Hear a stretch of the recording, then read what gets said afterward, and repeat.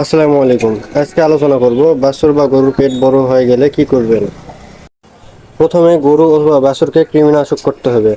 50 কেজির জন্য একটি করে অ্যান্টিভেট অথবা র্যানাডেক্স দিতে হবে। গরুর ওজন 100 কেজি হলে 2টি করে দিতে হবে। কোম্পানি আলাদা হলেও দুটি বোলাসের উপাদান একই, সেজন্য দেখুন এই কোম্পানির খাওয়াবেন, কোনো সমস্যা নেই। এই বোলাসের দাম নেবে 20 টাকা করে প্রতি পিস। আর অবশ্যই বোলাসটি সকালে খালি পেটে খাওয়াবেন। খাওয়ানোর আধা ঘন্টা পর্যন্ত কোনো খাবার আর দিবেন না, পর্যাপ্ত পরিমাণে পানি দিবেন। কৃমিনাশক বোলাস খাওয়ানোর 7 দিন পর কলিজা কৃমি ইনজেকশন নাইট্রোনিক্স প্রতি 50 কেজির জন্য 1.5 মিলি করে দিতে হবে, অর্থাৎ 100 কেজি ওজনের জন্য 3 মিলি। অনেকেই বোলাস খাওয়ানোর পর আর ইনজেকশন করেন না, এটি একটি ভুল পদ্ধতি।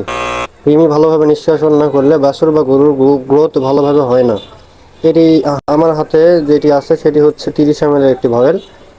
এর গায়ের রেট হচ্ছে 214 টাকা, বাজারে 190 টাকা করে নেবে। অবশ্যই বোলাস খাওয়ানোর পাশাপাশি এই কলিজা কৃমি ইনজেকশনটি করতে হবে। কলিজা কৃমি ইনজেকশন দেওয়ার পরের দিন থেকে দিতে হবে লিভার টনিক। অবশ্যই ভালো মানের লিভার টনিক দিতে হবে। আপনার বাছুর বা গরুকে কোন লিভার টনিক খাওয়াবেন তা নিয়ে আমার একটি ভিডিও রয়েছে, সেখানে আমি বিস্তারিত আলোচনা করেছি। কোন লিভার টনিকের দাম, কত, ডোজ কেমন ইত্যাদি। ডেসক্রিপশন বক্সে লিঙ্ক দেওয়া থাকবে, সেখান থেকে দেখে নেবেন। এবং পানি প্রয়োজনে অতিরিক্ত খাওয়াবেন না। এর সাথে সাথে অবশ্যই সুষম দানাদার খাদ্য দিতে হবে, যাতে বাছুর বা গরুর পুষ্টির অভাব না থাকে। পুষ্টির অভাবেও বাছুরের আকার আকৃতি নষ্ট হয়ে যায়।